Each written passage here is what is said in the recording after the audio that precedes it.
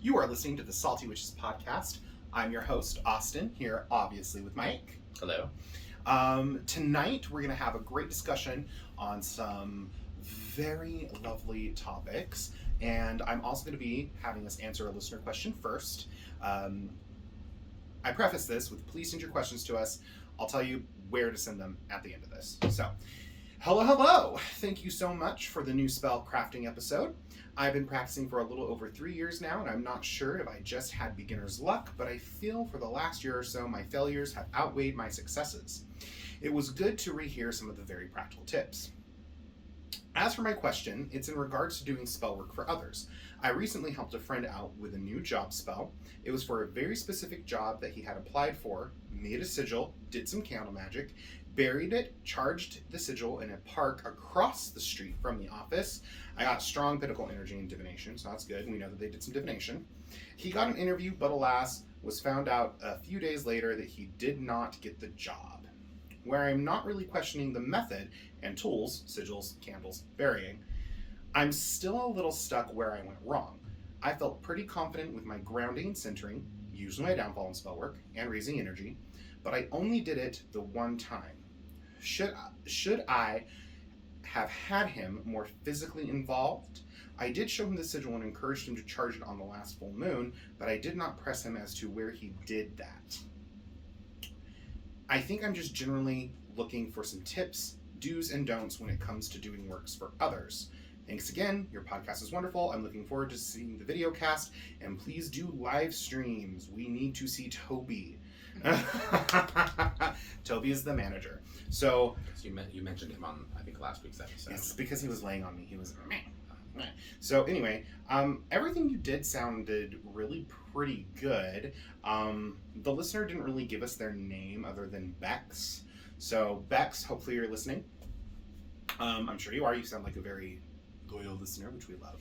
So it sounds like everything you did was good. I think sometimes when we do spell work, especially as soon as that confidence starts to wane, I think that does put a dampener on it. I'd love to see if your friend has actually gotten a job recently, though. Like you did the work and they didn't get the job they wanted, but instead they got a better job, maybe with better opportunities. You know, I usually see that's how those things work. What do you think? So as you were sharing those details, I did, I mentally stumbled just a moment when there was mention of burying the sigil. Okay. Because I tend to, this is what I was going to say, this is me personally, but actually this isn't just me. In a lot of traditions or practices, the burying of something is really almost, like that connection to earth is something that can actually slow things down or bind things. Yeah.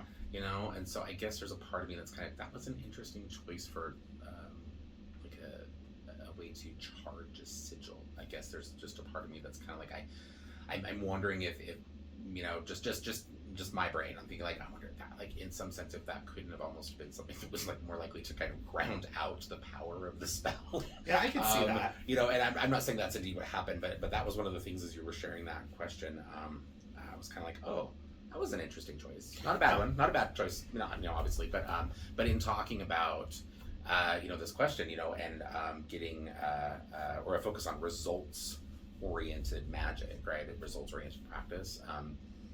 Yeah, that was just kind of like, I'm like, I don't know that I would have done that to raise power for that sigil or to charge that sigil. There are other ways maybe that would probably have been better. Yeah. So again, not wrong, but again, like I would say maybe for sure this is one of those examples of maybe like next time try something different. Yeah, right?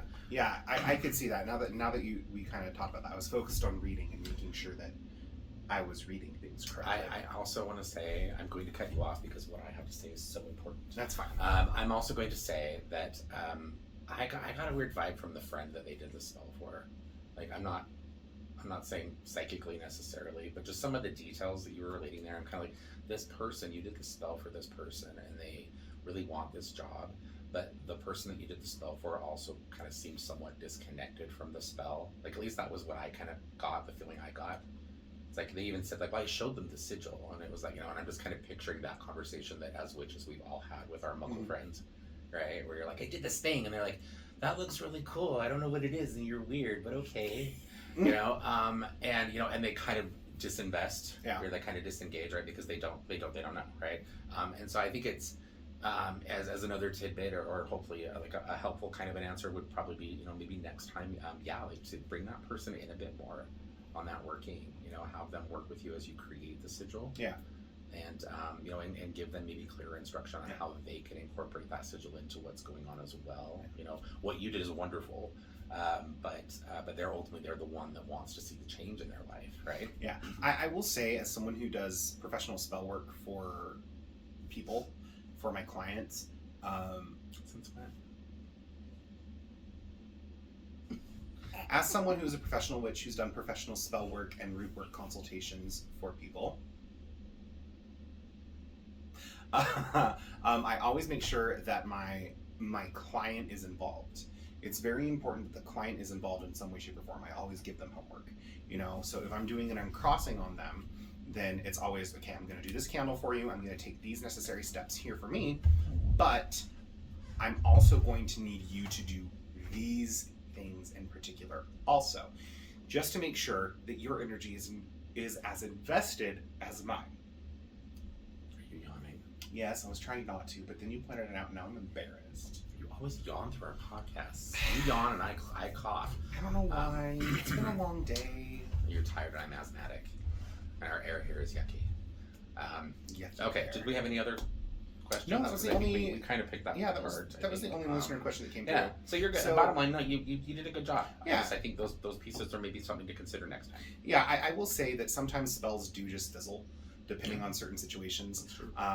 And it's nothing that you did wrong. Sometimes it's just that person's spirit saying like, hey, this is not the best opportunity for them.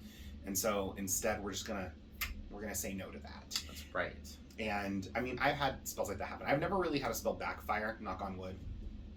But such a dad joke. God. I'm your gay witch dad. I'm just picturing like this person, like they did this spell for their friend, because their spell is like, well, I want to be an accountant. Right, and they're thinking like, oh, they want to get an office job, like they want to do accounting work, and they're like, no, I want to set up an OnlyFans. I want to be an accountant. And so they channel their energy in the wrong way. So you should talk with your friend about their aspirations to be a sex worker. Which is completely fine. Sex work is work. Sex work is definitely work. It's a lot of work. A lot of work. Ooh. Especially when people start bringing in some of those kinks. Oh. Do we have any other listener questions? No, that's the only one we had. So please send your listener questions in. You can send them to us in multiple ways. You can send them through to the Instagram, Cat and Cauldron, the Facebook, or you can always email us at thesaltywitchespodcast@gmail.com. Again, that is thesaltywitchespodcast@gmail.com. Send those in. They'll come directly to our email. And what will end up happening is I will see them, I'll look over them, and then I will respond to your email. I usually will tell you, oh, we're answering this on tonight's episode, or thank you for the question, we'll get to this when we can. I'm usually really pretty responsive. I'm pretty sure I responded to Bex. If not, you will be getting an email from me, Bex, saying that we answered your question on tonight's episode. Well, and also it's fair to mention that you're such a loyal listener and that you catch every episode. So there's no possible way that you could miss our answer. Exactly. Yes. Hell Baphomet. So, those of you listening will probably recall that we, on last week's episode, mentioned that we are going to be doing a video cast this week. It's happening. And I'm sitting here right and now. I'm unconsciously avoiding making eyes, or connecting my eyes to the camera. It's odd for me to be on camera. I'm a mole person, after all. But I probably should look at the camera a bit more. Hello. And we are joined tonight, though they are being very, very quiet. We are joined tonight by the lovely Wendy and the lovely Ashley. Yes, they are our in-studio audience. Yes, they're our in-studio audience, and we had to put on pants. Our managers. Well, they don't know that we put on pants. We have a table right in front of us. That's true. We just revealed the secret that we're wearing pants. I was talking about that earlier. I was thinking we look very television news anchory kind of right now with this. We'll have to come up with a different vibe. We should get some big beanbag chairs, or I don't know. That'd be so fun. I don't know, something like that. We'll just this is supposed to be our office. We'll just have Ashley. Ashley, we'll have Ashley over. What we'll do is we'll have Ashley over, and we'll have the ladies on the coven night, and it'll be great. And Ashley can join us in making fun of old 90s witch movies while eating really great junk food and probably having lots of wine and maybe also being a little inebriated. Okay. Don't worry about it. I have a plan. Good time. It's happening. So anyway, so we're juggling an extra piece this evening, or I should say, Ashley is juggling an extra piece this evening. So our topic tonight is shadow work. Ew. No, ew. No. I think shadow work is actually a big ew, or solicits a big ew. Elicits a big ew from a lot of people because it's a very controversial kind of thing in spiritual practice. It is. It's very controversial, and it has been so bastardized, for lack of a better term, of what it actually truly is. Well, and we're re-recording this episode because we actually discussed shadow work, I think, our first year doing the podcast. And going back and kind of revisiting that episode, it occurred to us, I think, that we had some information made available on that episode that really probably was not as reliable. And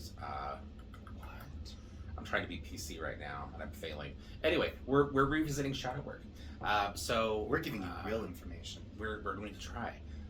So we mentioned a moment ago that shadow work is kind of a controversial topic within the contemporary alternative spiritual communities.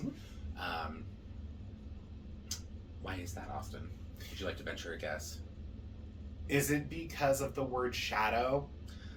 I think that's part of it, because Is it because a lot people of are scared of shadow people? People still associate shadow With evil and bad, and that's really kind of a very shadow work. I guess there's a part of me that's kind of like, if you're afraid of shadow or shadow work, like why are you even like dabbling with witchcraft and the occult? Witchcraft is very much shadow centered. Anyway, but I also want to say that I think some of the argument that pops up in particularly the pagan community is this misunderstanding of the value of shadow work as it would relate to some like very deep, like personal, like introspective kind of work, right? Because that's really what it is, right? You know, we use terms like shadow work, but but there are lots of other things I think that would really, kind of fall or would be very similar. We talk about other spiritual philosophies, like things like mindful practice, and like just things like that I think it really, a lot of the times it just comes down to just the terminology, right?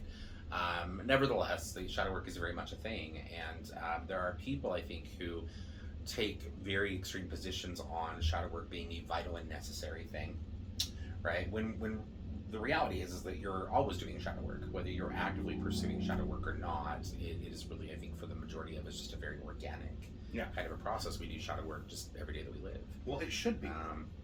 But then you have, I think, other people on that argument that are kind of the idea that shadow work, because at least that terminology, it kind of has its origins in, I believe it would be Jungian psychology, at least most contemporarily. That it's a purely like psychological or kind of a behavioral sciencey kind of a phenomenon that doesn't really have any place in spirituality. Before we go deeper, I'm going to preface this with the fact that Mike has degrees in behavioral sciences. There are people out there who say they do shadow work and help other people with shadow work and have literally no idea what they're doing. They just watch some videos and think that they know what they're doing because they bought this really cool journal and it's really cute, and they sit down and they cry about it.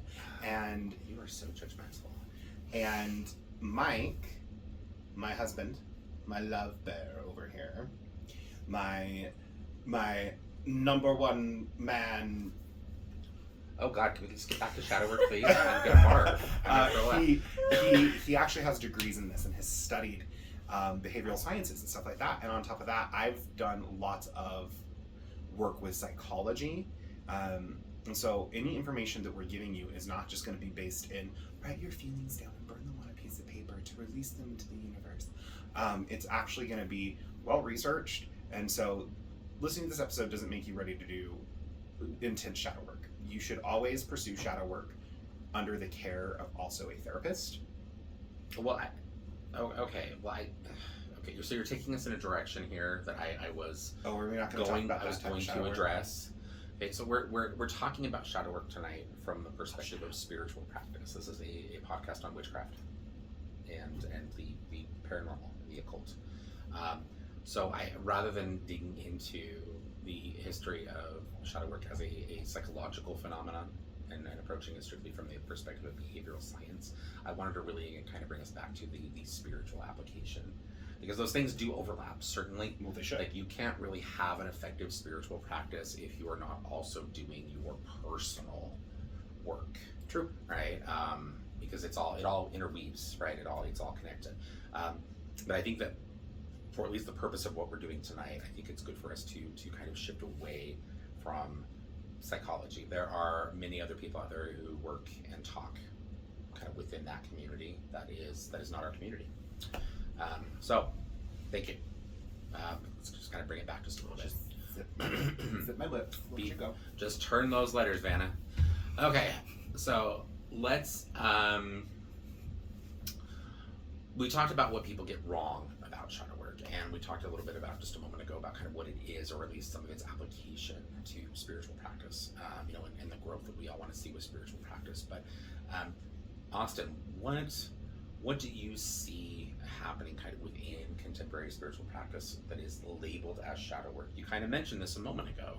You kind of made the example, albeit a little sassily, about people writing things in their journals and crying as they regurgitate their feelings and things. And to be fair, that's a component of shadow work. That is a component of shadow work. But is that really effective shadow work? Like, what it feels like people do that, but then it's like they kind of stop there. It's like, dear diary, pour my heart out, and now I'm going to get up and go on with my day. And there doesn't really seem to be a lot of additional reflection on that, or work really being done. That's true. Shadow work is not just constantly picking at a festering wound or ripping the proverbial scab off so that you can feel that pain again. That's not what shadow work is. Shadow work is supposed to be healing. And if you are not actually healing and growing and moving past those things and integrating them into your psyche, into your spiritual body, and into your spiritual practice, then guess what? You're not doing shadow work. You're just writing in a journal and crying, and you should probably just go see a therapist, and you'll actually get some actual work done. Hopefully, if you're being honest with your therapist, because there's plenty of people out there who go to therapy and are not honest. So it's very important that whilst, yes, you feel your feels and you write about these things in a journal, or you use journals that have prompts about shadow work in it, everyone's shadow work is going to be different. And getting a journal that is very generalized and broad is going to just elicit a generalized and broad response to the actual healing portion of it. That was a lot. Let's talk a little bit about what shadows are, because I think that would actually have been a better place to start, because I think that is also one of the big things that confuses I feel like I answered your question. I think you made a worthy attempt. So I think that it's probably good to talk about what shadows are, because again, I think that there's a lot of confusion around that, and so take this small trip with me, Austin. Okay. Okay, I'm gonna close my eyes. I'm gonna imagine. Okay, so shadows are, at least in the context of what we were discussing on the podcast, or the way that we see these things kind of popping up in spiritual practice. You're going to distract me with your contemporary, your modern dance. Sorry. Your interpretive dance. So shadows are, in essence, it is believed that they are thought forms. And I want to be very clear when I talk about that, because we've talked about thought forms in other aspects, or as they pop up in other practices within occult and witchcraft practices. But these are thought forms in the sense that they are, in essence, they are basically aspects of us that arise or result when we go through particular experiences in our lives. And most people often associate, or we identify those experiences most commonly with traumas or traumatic kinds of things.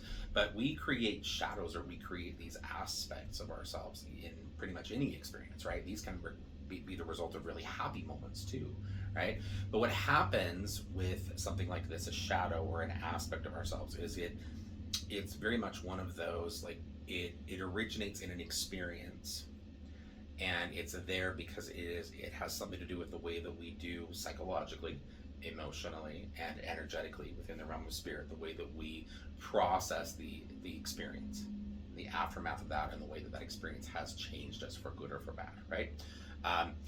And what happens then, though, and I think again this is where these things get a little confused, is that it is both the result of experience, but these things then also do have the ability, because they are us, right? They are very much us. These things then do have the ability with time to then dictate or affect future experiences, right? It's very much about, I think, like establishing patterns, right? Where, say, you have, I'm trying to think of an example I gave. So you're, as a child, right? You love to get ice cream from the ice cream man, Yes. right? He drives through your neighborhood, and and you run up and you just really, really hope that he's not the pedophile ice cream man, right? Fingers But you crossed. run up, it's like it's a gamble every time, right? So you run up and you buy your ice cream, right? And you, who knows, like, you saved up your allowance all week, right? Let's pretend that it's like the 1950s, right? And you saved up a quarter all week, right? For all your chores, right? And you want to run up and you're going to spend your whole quarter on some sort of fancy sugary nonsense. It's going to be the Spider-Man that pop. you don't need. Who knows? It's going to be the right? Spider-Man And you thing. go up there and you give your quarter to the ice cream man for what would have been like a 20-cent ice cream treat, right? And he stiffs you, right? Bastard. And you don't get your nickel back, right? Bastard. Oh, nickel back, gross. Anyway. So, sorry. I've never quite understood all the hate for Nickelback. I don't get it. Like, I can't say I'm a fan, but I also am like, these guys seem okay. I mean, they have an entire song about, like, domestic abuse and, like how to? no, Oh, like, okay. their feelings towards it, and, like, how they... Are their feelings bad? Yeah, Their feelings they're towards anti. it. They're anti. That's good to hear. Yes. Anyway, You so would you think don't get your change, right? Bastard. Okay. And that, say you're a money savvy child, right? And you go away from that, and you're This child and was not me. and you're licking your ice cream cone, right? And you've got ice cream running down your chin, and tears running down your cheeks because you were just cheated. Okay, that child was...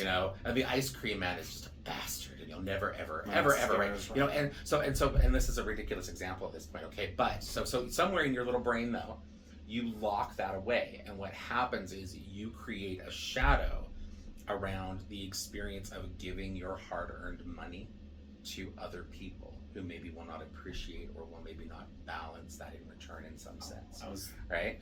I was And going to so- say your hatred towards ice cream. And so, well, there's that also. Ice cream never but- betrayed me. But anyway, so that happens, and then what happens? And like I said, this is a very ridiculous example, but this is how these things work, right? It's very So practical. so you set that away, right? There's this part of you now that has kind of learned, like, that, oh, I can't trust everybody, and sometimes I'm going to give people something for something that I want, and I'm not going to get what I thought I was going to get, right? And and you can kind of internalize that in some way, and you create through that process kind of this other aspect or this belief around this, right? And over time, depending on how you address that, and if you are, and this is a child we're talking about, right? So there's no addressing this or integration happening at this point, right?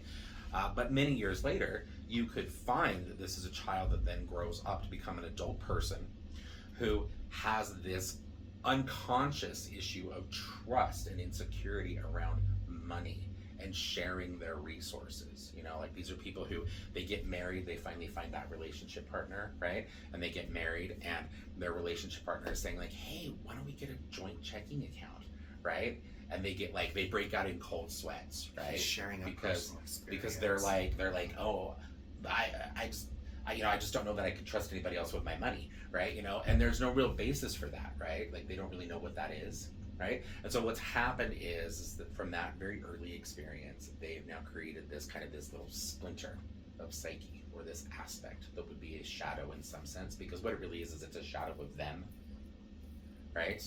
In that moment, it's a shadow of that traumatic moment, or the kind of like that negative kind of realization, right? But that lingers and stays. Yeah. And that can become something that can lead to other problems later on, and it can create limiting patterns in that person's life.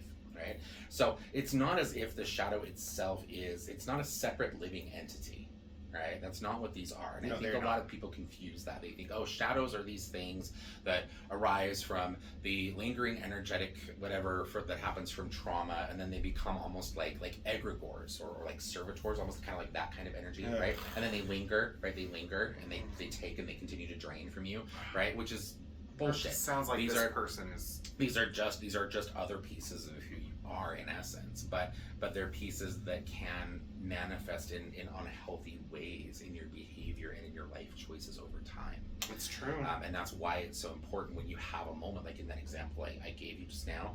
Say in that situation when that person's relationship partner approached them and was like, hey, maybe we should get a joint checking account, right? And they had that initial like, oh, I can't trust other people with my money, right? That moment, rather than going, no joint checking account ever, Austin. No joint checking account ever. It's fine. No, you can get a joint checking account if you want. Okay. Um, That'll help you control my spending because I'm No. really bad God, at spending well, money. I don't think anything I mean, I'm can actually help really good at spending I don't- money, but I'm really bad. that. Yeah, I don't think anything could really help you with that. Anyway, but Because I feel like but in that I'm moment, not rather than going already like, oh, I like- can't trust other people with my money, instead it would be good for that person to go, why do I have such an issue of trust around this? Particularly when this is someone that I trusted enough to marry and share my life with. Like, To if be I, fair, if I people couldn't marry people trust they this trust person, all the time, and they end in funds.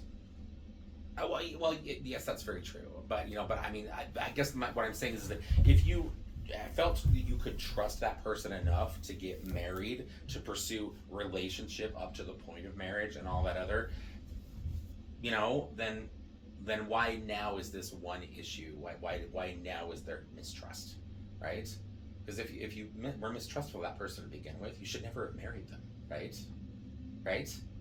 We get this question every day at readings. People come in for readings and they're like, should I marry him? And it's like, well, You're based asking on, that like, question. based on everything else that's come up. Let's see, he cheated on you, and he cheated on you, and Probably. he cheated on you, and he stole from you, and he hates your family, and he cheated on you. Probably not the guy to marry. But it's very much a, but daddy, I love him kind of a situation, right? Are you picking lint off of me? No, you have. We're recording, for God's sake. Be professional, like me.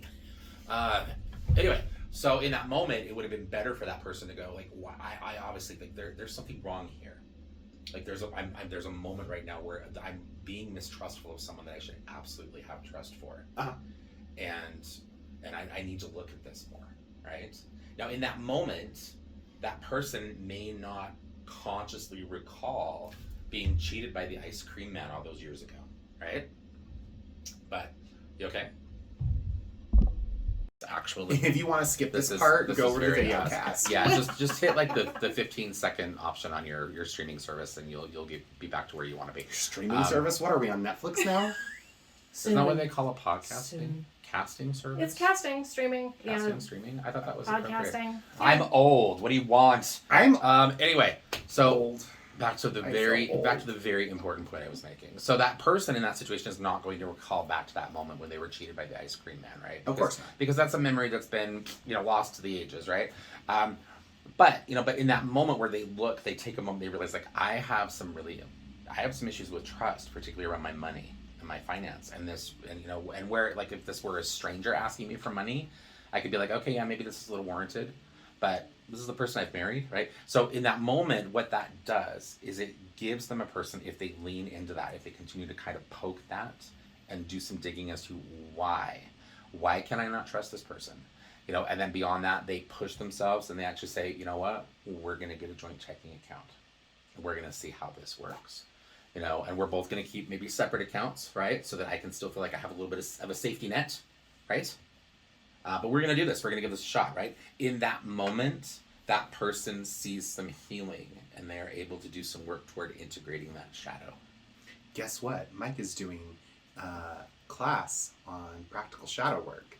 And this is the type of stuff that Mike will be discussing in the practical shadow work class. Because we've had shadow work classes before, and you kind of learned what it was, but not actually how to do it or the practicality behind it. And so if you really want a good class, sorry, I'm totally just throwing that promo in there. It is available online. It's available in person.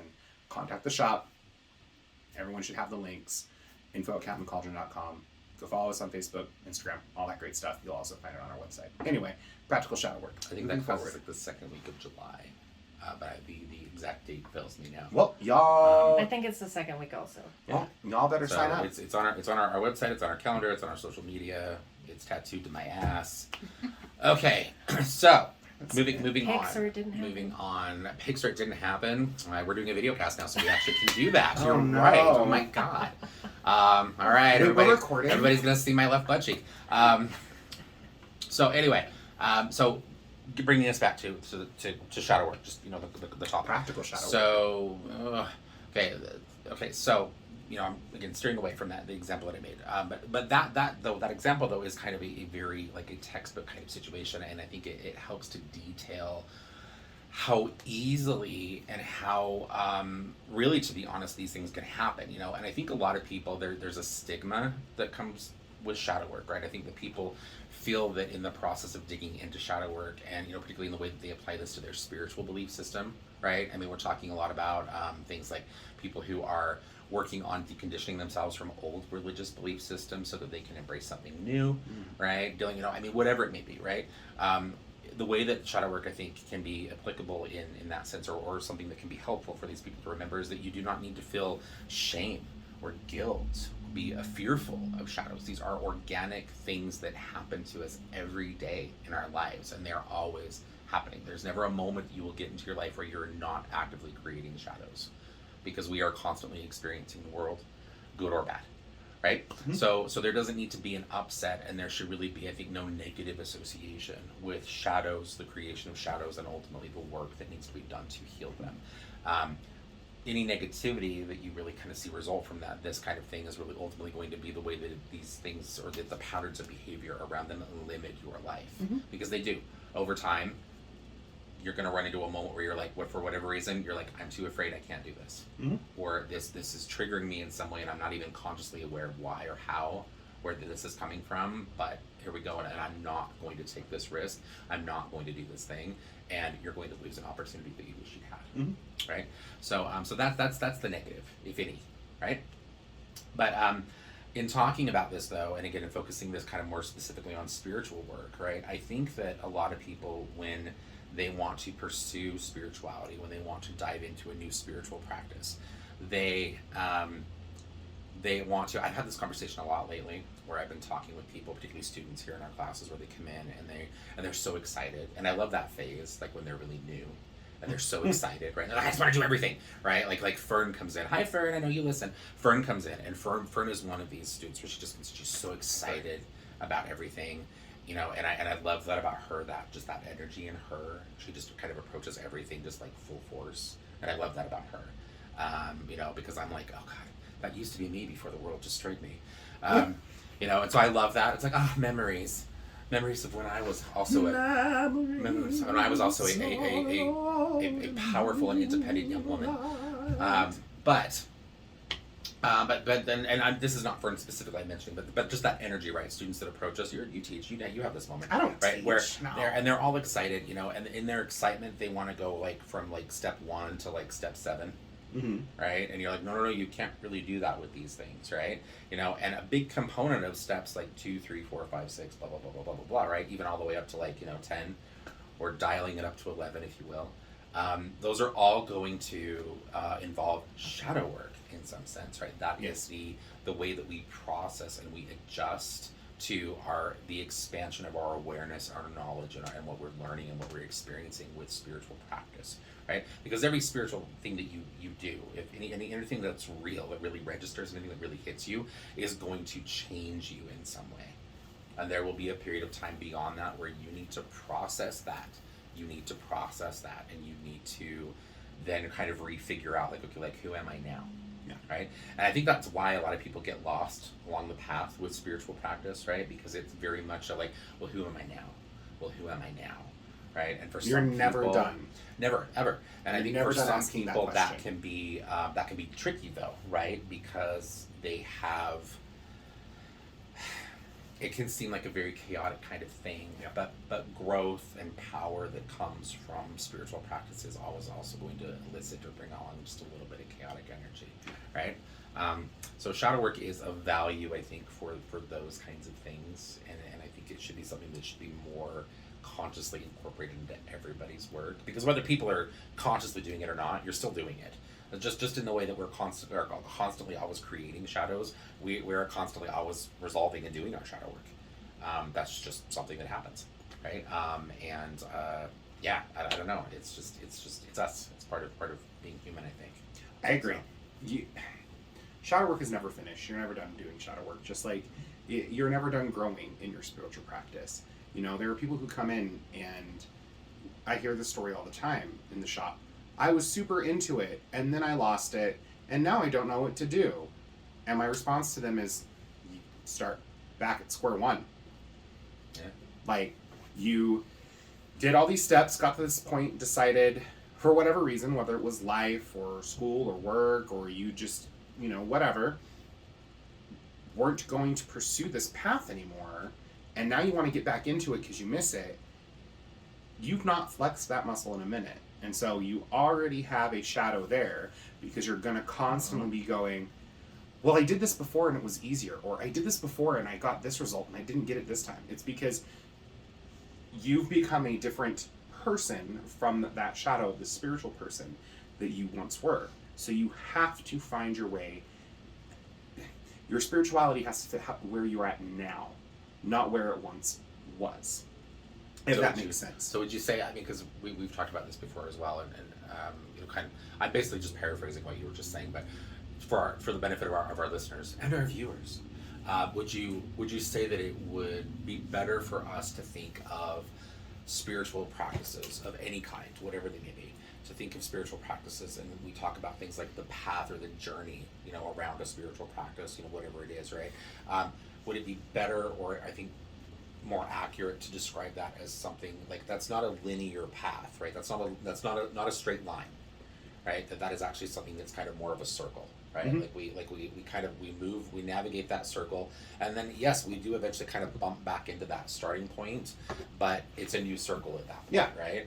You know, like so it's constantly, you know, there's constant revisiting, there's constant going back and checking in, there's constant evolutions around maybe the very first things that we were doing, right? But that's how these things work, right? And I think that's another component of shadow work, right? Being able to understand that there will be a moment where it may feel to me as though I've taken 10 steps back. But really, you've taken 10 steps forward. Exactly. But if I look around and I'm aware of what's going on, and I'm aware of who I am in that moment when I have that realization, I'm recognizing that yes, that though it might feel like I'm back at a start, like I'm at the start of an entirely new game. Mm-hmm. Well, I'll give an example. We know that I have traditional Wicca in my background. Ew. I'm sorry. I said I was not going to shit on the Wiccans anymore. It's like Christianity, right? Like, I have nothing wrong with Christianity. It's Christians that piss me off. Much the same for Wicca. I have nothing wrong with Wicca. It's Wiccans that piss me off. I could see that. Do go on. Anyway, so I had 10 years of trad Wicca background, and that was my life for like 10 years. Casting circles, calling quarters, honoring the Sabbats, doing this, doing that, working in a coven, Skycloud, doing this, doing that, doing this, doing that, all those things. And then as I left that, and my practice changed and switched and morphed to where it is now, and I found our coven, and you and I started dating, and I started kind of working a little bit more. Those are separate things. Working more. Weird. That seems weird. Like, you're like, I found your coven, and then we started dating. Yeah, I'm feeling very. We started You're dating. making me feel like very, very Alexander Saunders right now. Like, Yes, my king. like, if you're gonna be a part of my coven, you have to date me. No. Is that how it works, Wendy? You all have to date me, right? Yes, we Okay. do. All right. It's true. Wendy takes care of us. It's true. Anyway, not in that way, to. though. No, Wendy, She Oh just, God! Wendy's No. like a sister. Wendy's our sister. Wendy's our What are you sister. talking about? Wendy- She's like a big sister to me. She shows up. She's like, "Do you need some fat on your back?" And I'm like, "Yes, I'm broken." Anyway, but as I started trying to work more in the tradition of our coven, I did have those moments where I was like, I've done this before. Why does this feel like I'm a fucking baby? Because in our tradition, in the coven, I was a baby.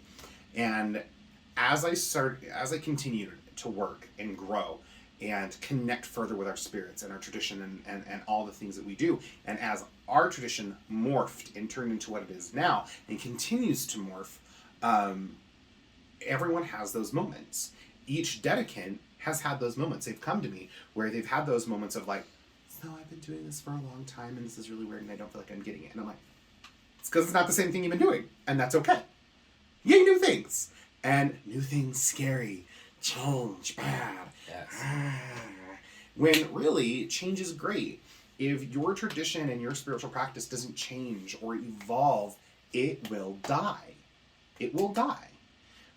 That's why when people say, oh, we're a living tradition, but they do the same stuffy ritual. Isn't the name of the retirement center down the street? Living Traditions. I don't know. No, that's the festival that happens downtown. Oh. Living Oh Traditions. God, my brain. Yeah. Sorry. Okay. Anyway, you're go so on. different. You know, if you claim that your tradition is a living tradition, but you're constantly doing the same old stuffy rituals, you're constantly doing things the same way, and you're not actually allowing yourself to evolve or try something new or experiment, it's not living. You're in a cult. Mm-hmm. You're in a religion. Hell, even the Catholic Church changed certain things. Mm-hmm. It is no longer peace be with you. I'm feeling called out because And also with you. I'll make you guys wear matching jumpsuits and sneakers now, and I'm feeling a little weird. I right love now. my jumpsuit and sneakers. Feeling a Though. little They're weird. so comfortable. Louis So Vuitton. let's bring it back to shadow work. Okay, so we've talked a lot about what it is, but we haven't really shared a lot of practical kinds of information. So how would you suggest, Austin, and I will speak, I will chime in as well. But how would you suggest to our listeners like ways to really start doing effective, like conscious shadow work? Are you ready? I'm going to give you just the unlocked. I'm going to unlock all the secret knowledges here. Are you ready? I'm ready. Are you ready? Are you gonna Do it. fart? No. Okay. Okay. You just fucking do it. Boom. That's not an answer. That's I not an think that's answer. a perfectly fine You throw that answer. answer at me all the time too, and I'm like, that is not a satisfactory I think that answer. is a completely satisfactory I'm answer. sorry. So when I say just do it, it really means stop giving yourself excuses as to why you can't do something and start understanding why those excuses are there. I think that you think people are like at the core. Do you really think that a lot of times it just comes down to like a lot of people are just really afraid to learn and to know who they really are, Yes, because to know yourself is to know the universe. and to know thyself is a huge component of occult and spiritual practice. It is. If you are so scared that you're going to delve deep into yourself and find out that you didn't get a pony when you were 5 and that's your big trauma, meanwhile you have other people around you who've been SA'd several times in their life and you're trying to sympathize with them, you have some perspective issues right there. Not to say that your trauma is not valid, because your trauma is valid. All trauma is valid.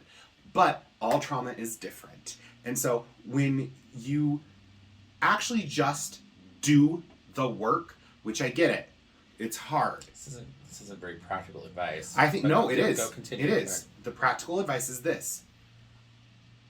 When you start to have those moments of quote unquote triggered, when you're being triggered and you're feeling that, instead of allowing yourself to run and flee in fear, maybe take a step back, sit down, breathe through it, and allow yourself to actually feel what you're feeling and find out what the root of it is. And if you already know the root of your trigger, why are you not doing work on getting some coping skills around that trigger? If it's because, oh, well, it's hard. Yeah, healing is fucking hard.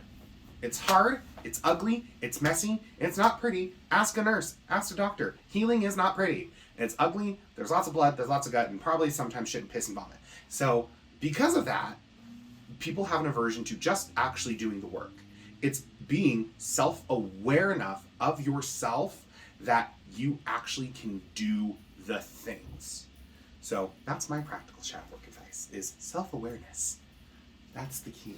Anyway, you go ahead and chime in. So in these moments that you talk about where we find ourselves feeling not a trigger necessarily, I'm going to be honest, and this is going to make me sound like a hateful Gen Xer, but I find that I guess the easiest way to say this is I am so triggered by the word triggered now. Are you okay? I'm feeling triggered. Do you need do you need a blanket? No. Again, I'm a Gen Xer. We handle our problems like adult people with alcohol and Pop-Tarts. and alternative grunge music and Pop-Tarts. Exactly. I love Pop-Tarts. Brown sugar are my favorite. Anyway, so I mean that though seriously. Like I'm triggered by the word triggered these days because I hear that word so much, and I'm not trying to crap on anybody's personal experiences or the way that they might legitimately have be triggered by something, but I hear people using that word for the dumbest shit out there. You know, it's like it's the overuse of the word drama. It's like, oh, well, they're drama. Well, that's just drama. Well, this is drama. I'm like, if this is drama in your life, you're the drama. like if this is drama in your life, you need to get a life because oh my god, you've got nothing to worry about, right? Anyway, so I wanted to start with that. Okay, so when you find yourself in this moment, though, getting back to practical pieces, okay, when you find yourself in a moment where you are not triggered necessarily, right? But you're in a moment where you're like of recall, maybe would be a better way to put it, where you're like, oh my gosh, I've been in a situation like this before. Or I can recognize that this is something like that's become a little bit of a pattern of behavior for me. Or every time I find myself talking with this person, this is the tone of this conversation, right? It's always kind of this thing. It's always kind of this thing, right? In that moment to actually like take a step back. And if you can't do it right in that moment, then to document the experience. Right? And again, this is something that would be a component of mindful practice. And this is where I will say that keeping something like a journal or documenting your shadow work can be effective. Mindfulness. But only if you're actually following up on what you're documenting. Right? So, but in that moment, say you, who knows, maybe you have the luxury of addressing it right then. Right? So you can say like, oh, okay, so what is it about this moment?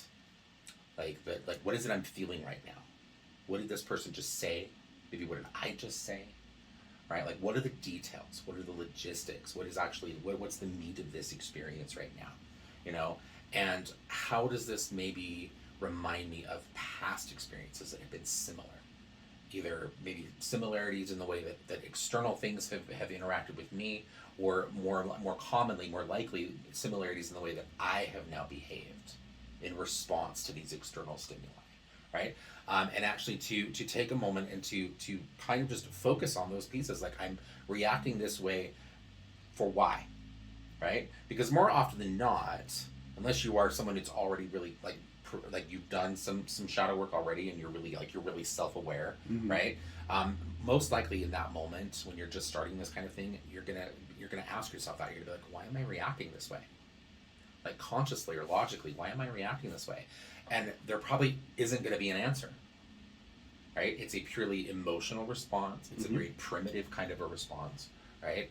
And you're just feeling the way that you feel, right? And it takes a moment, I think, to kind of pick that apart a little bit and figure out like what just happened in the last few minutes that brought this up for me. And not just in this moment, but how does this moment, what just happened, and now how I'm reacting to this, the idea running through my brain, the belief system that's being triggered right now, there I use that word, triggered, right? How does all of this potentially connect, or how can I see a line from this behind me to maybe a prior moment or situation, right? Because in piecing that together, you are getting very close to being able to identify a shadow of some kind. Yes. And that's a huge component of just the beginning of how you ultimately integrate and heal that. Yes. And there's such power there, because what that does effectively, if you can become aware of that, and then you come up with plans, because that's where people drop the ball, is it's not just enough to be aware of it. It's not just enough to being know. aware of it is a good thing, right? Like many years ago, a very wise man used to say, knowing is half the battle. G.I. Joe. Exactly. Fuzzies on your nose. You have fuzzies Anyway, on your we're shirt. like baboons. We're like picking ticks off of each other. You have way more ticks than I do, Ho. Anyway, it's just because you're Don't be hairier. jealous. It's just because you're hairier. Anyway, but knowing what's going on is one piece, but if you don't follow that up with like conscious decision around like, okay, this is a plan that I'm going to establish now, right? I'm going to address this moment, and I'm going to talk to this person, and I'm going to dig into why this came up for me in this way, or where I can connect this to, and my pattern of behavior around this, right? But beyond that, you then have to have a plan for how you will handle that in future, because the world is not your friend. The world is not going to go, oh, you figured out why you do this. We're going to make sure you never run into an experience like this again. No, you'll The run into world- it more the because you'll be world more doesn't- aware. Exactly, you'll be more conscious of it. But you'll also handle it differently.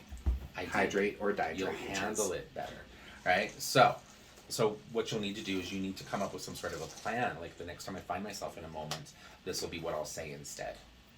This will be how I will respond to Wendy. this person instead, right? See you later, thank you. This will be the healthy boundary that I will assert in my life today to make sure that I don't come across a situation like this. And then I'll do what I need to do to make sure that I actually enforce that boundary. Because that's another thing that people run into with, or where trouble is concerned, right? It's like, we talk a lot about asserting healthy boundaries, you know, and it's one thing today to say, I'm never going to talk to this person again, because every time I talk to this person, they just leave me feeling like crap. Mhm. Right? Or they abuse me in some sense, right? You know, so I'm just not gonna, I'm cutting this person out of my life, right? And then like a week goes by and that person texts you and you fall right back into an old pattern of behavior with that person where you're like, once again, you find yourself caring about what they think, curious about what more they have to say, and you're responding. Yep. Right? And it's like, oh, I just lured you back into my little game, right? Yep. You know, and so you have to, when you're asserting boundaries, you also have to follow up on enforcing those boundaries again and again and again, because we don't live in a world and we don't commonly interact with people who are going to respect our boundaries. You have to show people to respect your boundaries. Every single time someone talks about healthy boundary setting and setting boundaries, I just get Gandalf in my head. You shall not but pass. You shall not pass. I should do that to set He boundaries. asserted a healthy boundary, and that Balrog did not care. Did not care. Balrog but was you like, would no. expect that from a demon. You would expect that from a demon. It's true. He was Um, like, fuck you. Were they demons or elementals? Yes. Balrogs. Okay. I'm doing Anyway. its bane. A very, very, it's a Taking very, you very, down. very Tolkien kind of a concept on. Is that pretentious? I caught myself saying that the other day. Sorry, tangent. You know we do this. But I caught myself the other day saying Tolkien. And I was like, what is that? Like, is it actually pronounced Tolkien or is it Tolkien? Because I grew up saying Tolkien, I just said, I and just. then I think someone. This is a great viewer question. Yes, you're right. Let Actually, us know. Our audience is it Tolkien Or is it token? or well, you gotta kind of put like you gotta put like Tol- like an ooh, like just a little bit of a ooh in there. Otherwise, it's just token, and you're like, it's not token. Like that's what I put in the turnstile at the subway station. Well, I mean, you know, like 30 years ago maybe. But anyway,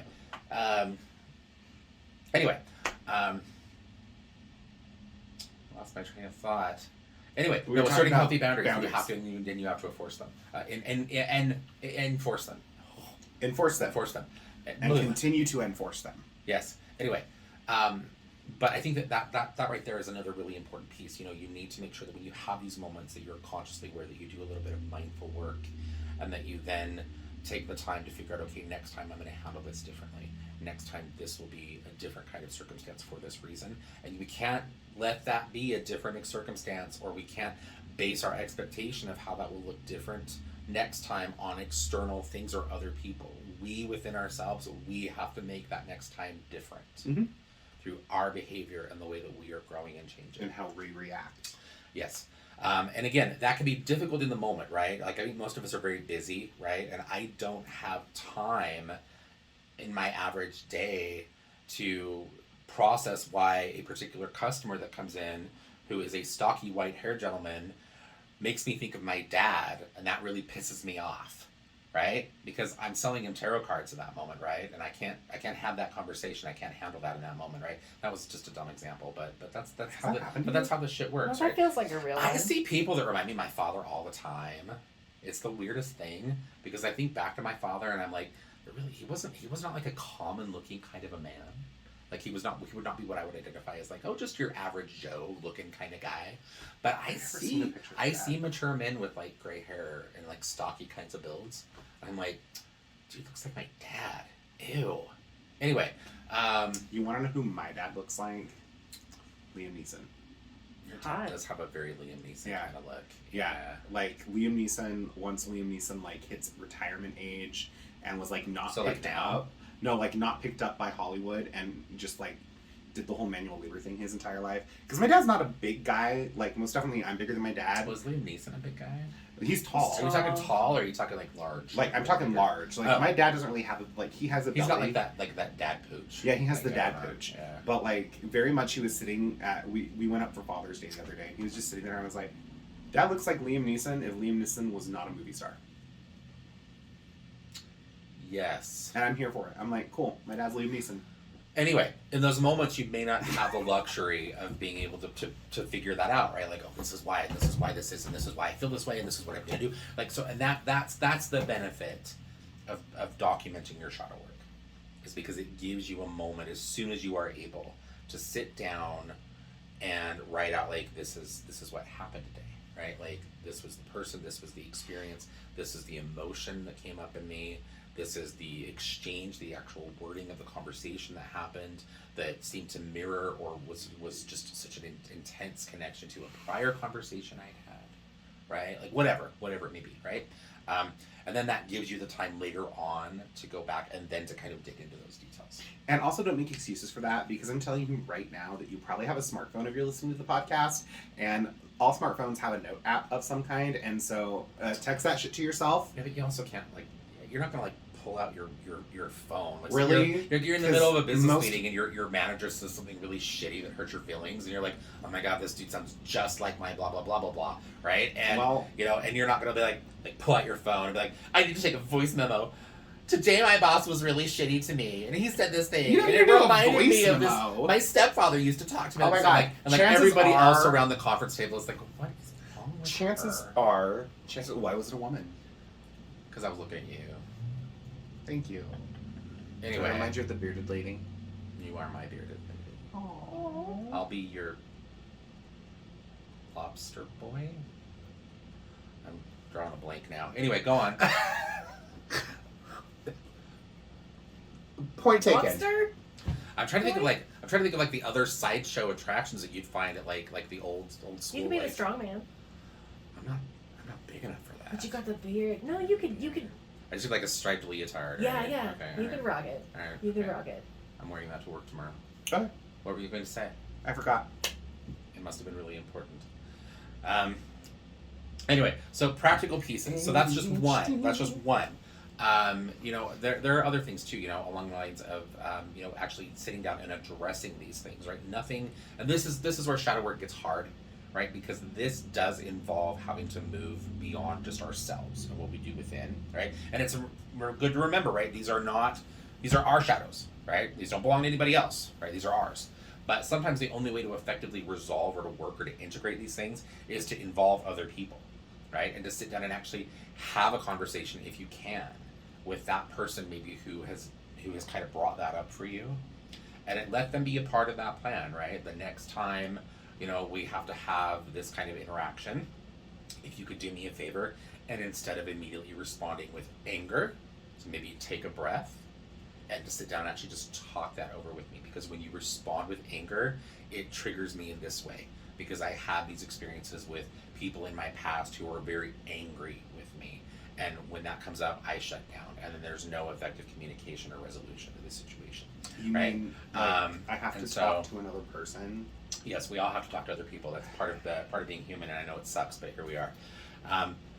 We're talking to other people now, sort of. Anyway, so but that can also be an effective way to sit down and actually have like an accountability buddy for your shadow work, Okay. right?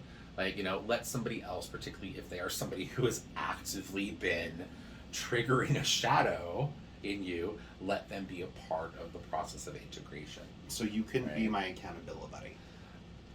I could, if there were something I was doing that was triggering you. Do I trigger you? No. That's right.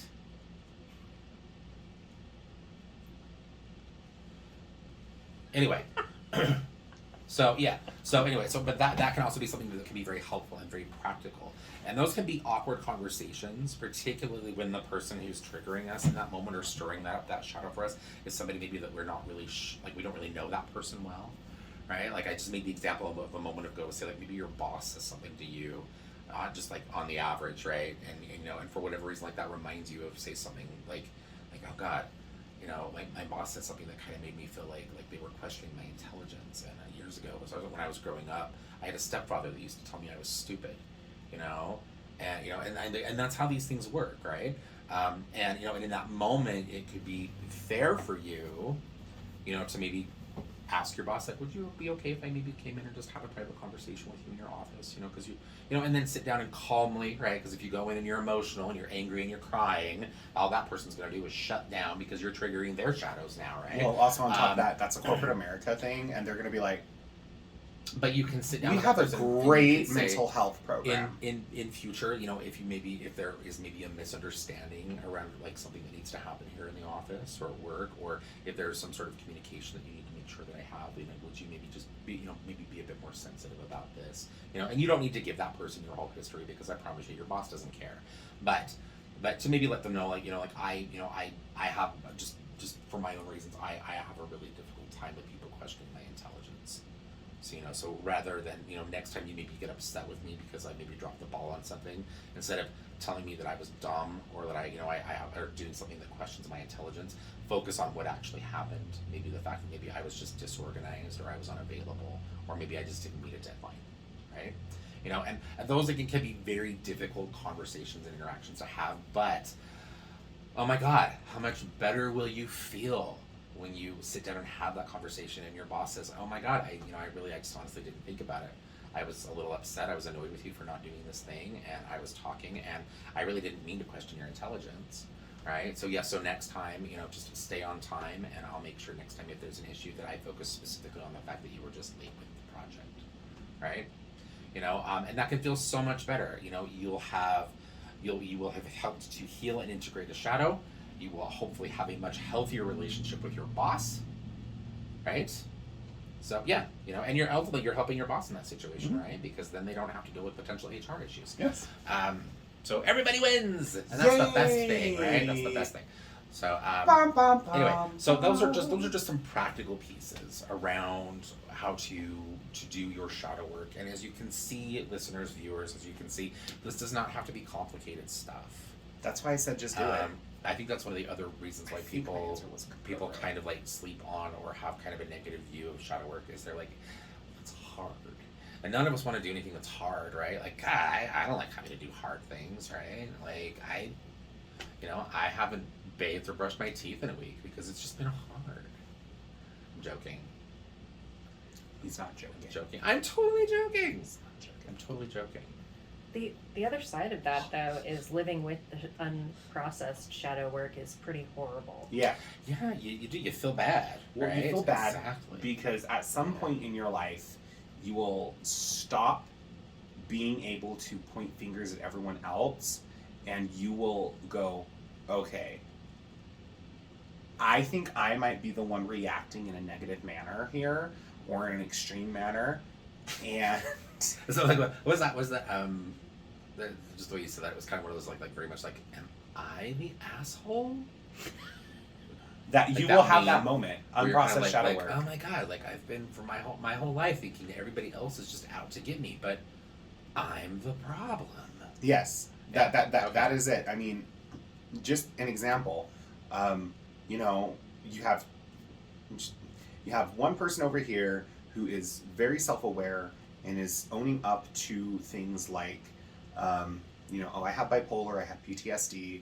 I'm working through these things. I'm really working on making sure that I communicate effectively and giving myself time. And then you have the other person who has openly admitted that they have bipolar, PTSD, and all these other things, but they're not doing any work, they're ignoring it, and they're just going to stuff that deep down. But then they're also going to be doing healing work for other people. Whilst this other person over here is like, I can't heal those things. I can help with certain things, but these things I've been working through it myself. And so until I can do that, I can't help you. Meanwhile, this other person's still getting, triggered by certain things and has refused to go see a therapist or anything like that because that's not real. That doesn't help. I can do it myself. Meh, meh, meh, meh, meh. Meanwhile, the other person's going, okay, but you're reacting this way. You're pointing out the things they're reacting, and they're choosing to not perceive it. That is what unprocessed shadow work looks like. Unprocessed shadow work looks like a window of self-perception that is the size of a dollhouse window. And not one of those cool, like, life-size dollhouse windows.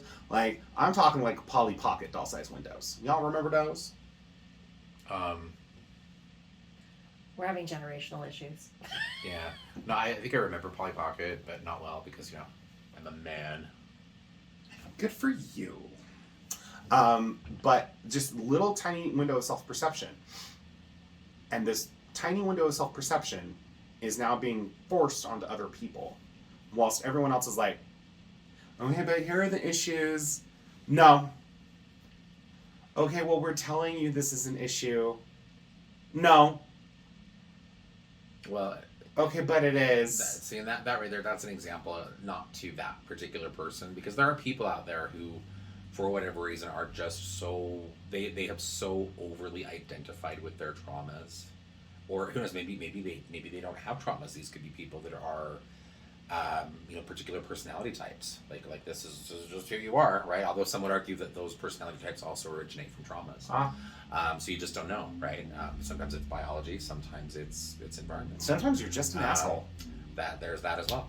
But in that situation, if you find yourself dealing with somebody who is just for whatever reason, like they're just not willing to learn, they're not willing to heal, they're not willing to be better about those things, and they have had countless people approach them and say, "You're the problem." In that situation, all I can say is you can't.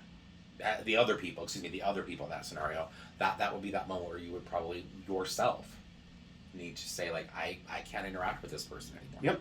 Like, I have to assert a boundary because this person has made it very clear they don't want to be better. Yep. They don't want to change. They are not interested in seeing their degree of responsibility for these challenges when they arise. Yep, and you can bet your ass that the minute you step away, it's going to be your fault, not theirs. Do I have to bet my ass? Or you beard. Okay. Well, I don't want to bet my ass because You can bet your I britches. was going to flash my butt to our viewers. Don't do it. I'm not really going to do that. Don't do that. Because I think this is going on YouTube and they have, like, They have butt rules. modesty They have butt policies or rules. something. Yeah. Butt rules. Okay. Tasteful. On a higher note, we're starting an tasteful OnlyFans. side ass. No, we're not. Oh God. Ew. Yes, we're going to become accountants. Okay. I'm an accountant. Okay. I think that we have beat shadow work to death on this episode. Sorry. Hopefully that didn't trigger anybody. We have beat shadow work to unalive. There you go. We have pontificated on shadow work enough, I think. We do have a practical shadow work class coming up in the next couple of weeks. I think it would be really beneficial for people who are looking to learn more, maybe to take that class. I would agree 100%. And I'm not going to go into the details of that class right now, but I do want to talk really quickly about some other things that we have coming up in the next week here at Cat and Cauldron. Austin, one of these is actually kind of your thing going on, or one of your thing going on. Ugh, jeez.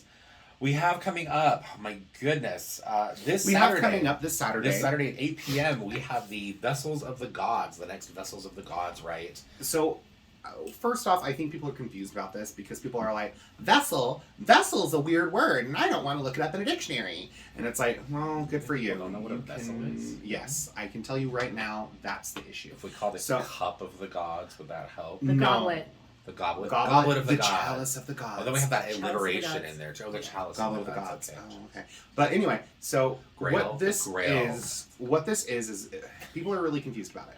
What this class is, it's not really a class as much as it's like a working. It's a path working in short. It's a ritual. And so essentially what you're doing in the Vessels of the Gods here at Cat and Cauldron is someone, a member of our coven, usually Mike or I, we'll actually have a group of people together, and what we will do is we will evoke and call in that particular god or spirit and allow that spirit to move and pass through you and encompass you. Because as a deity, deities aren't just like, oh, I am one solid thing and I am right here and that is me and I can only inhabit one individual and let them feel me and only this thing. That's not how deities work.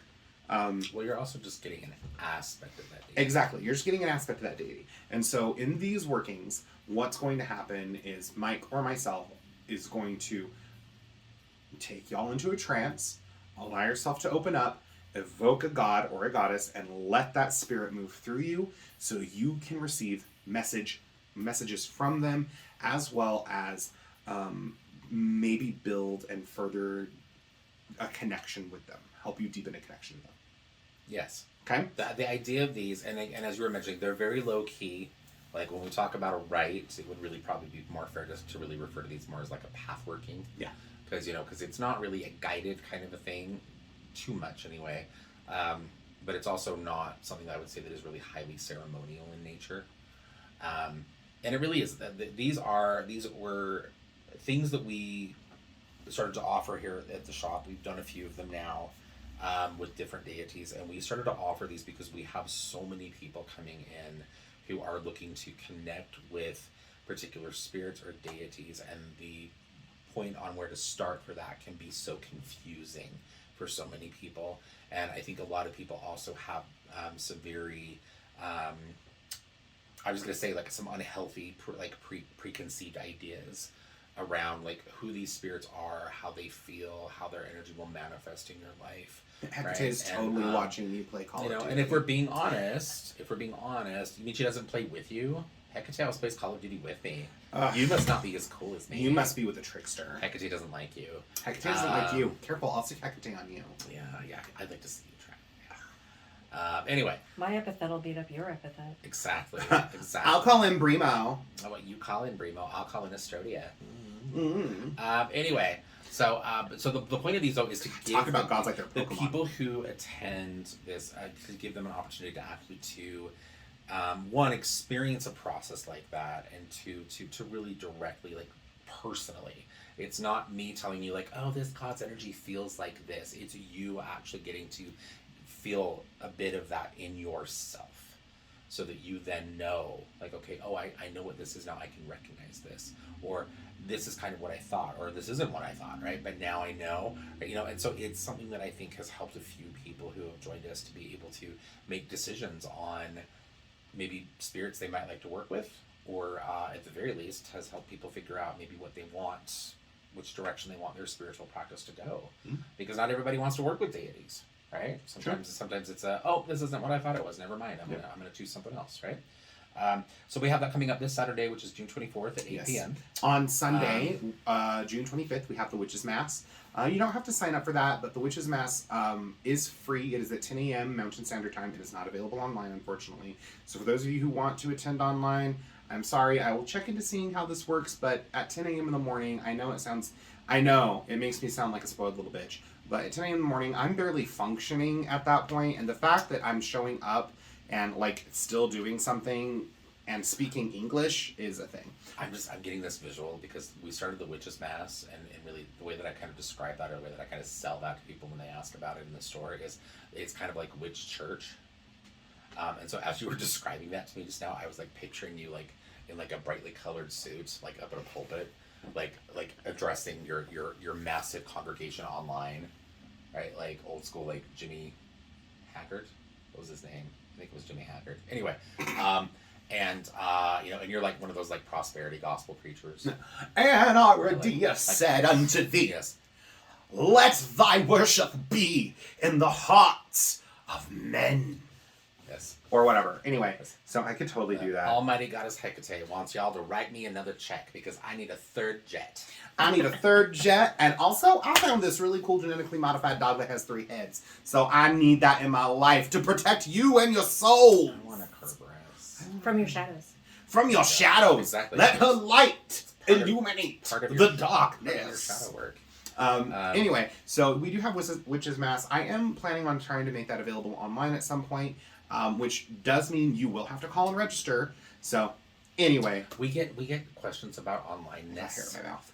or our hesitancy when it comes to onlineness or online availability for our classes and things. And to just kind of put that really simply, a lot of what we do is very there's a very particular energy that comes up in a lot of those things, and part of not making them available online, unfortunately, is something that we often have to do to protect the energy of the rite or the ceremony, or sometimes, or I would say actually almost more often than the first reason. A lot of it is also making sure that we can protect the experience for the people who are physically in attendance. Because those people are typically having a much personal and much deeper connection to what's going on, right? It's not like something on like a screen, right? Not that that doesn't have value potentially, right? But I think people get concerned or they get confused sometimes, like, well, why isn't this available online? You know, and in trying to explain that, it's like, this is kind of why. It's like, this is not going to be the same. God, that's noisy. You drink noisily. It's not going to be the Hydrate same. or dihydrate, which It's is not going to be the same. Is this like a new thing you're trying to push? hydrate. Quit trying to make fetch a thing, Gretchen. I'm just trying, Regina. Anyway, so we have the Witches Mass happening Sunday morning at 10 a.m. Please do join us if you can. Not tomorrow morning, Sunday morning. I said Sunday morning. Sunday morning, July 2nd. That's 2 weeks from now, though, isn't it? No, Witches Mass is this next week. Is it? Yeah, it's Oh, the you're right. 25th You're right because it's of June. You're right.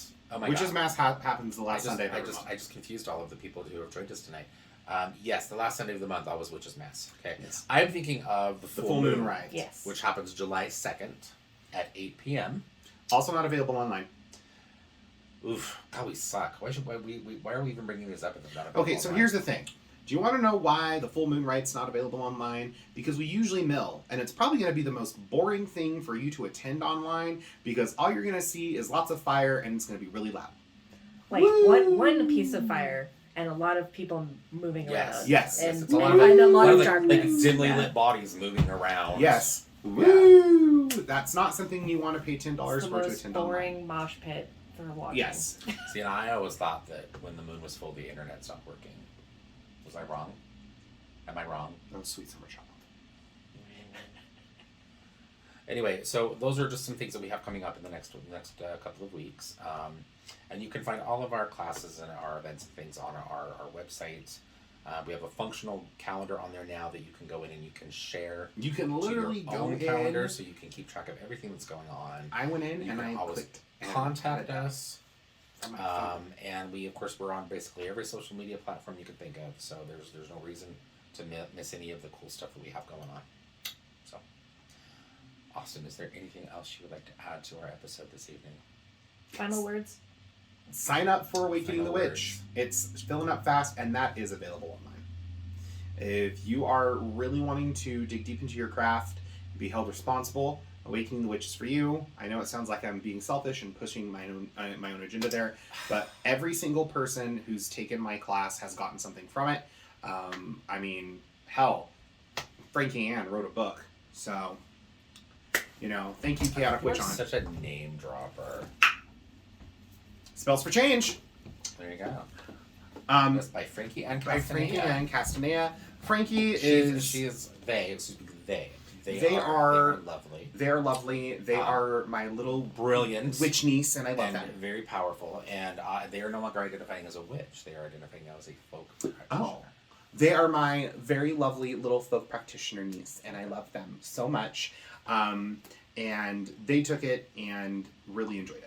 So if you want to really learn about your craft, see where it goes, Awakening the Witch is for you. It's available online. So call the shop, sign up at $60 a month. For 6 months. This is for me. That's for you. Anyway, thank you so I much. did read this, actually. It's a lovely book. It is a lovely book. Good So information. thank you so much. I hope you enjoyed our first video cast. As always, stay safe, stay healthy, and stay witchy, and stay salty. Yes, thank you, everybody. Thank you, everyone.